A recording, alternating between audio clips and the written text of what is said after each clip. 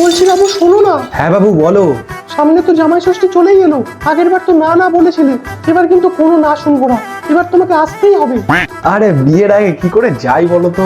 আমি অত শত বুঝি না, তুমি আসবে এইটুকু জানি ব্যাস। আরে কার সাথে এত হেসে হেসে কথা বলছিস? কই বাবা, কারোর সাথে না তো। ফোনে ওটা কে তাহলে? ফোনে বন্ধু বন্ধু।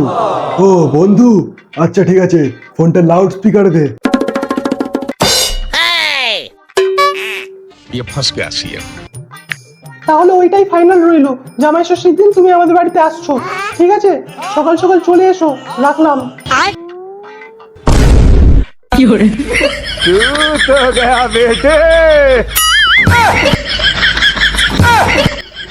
হাই, নাম নাম একবার তুই, তোর জামাই ষষ্ঠীতে যাও বার করছি।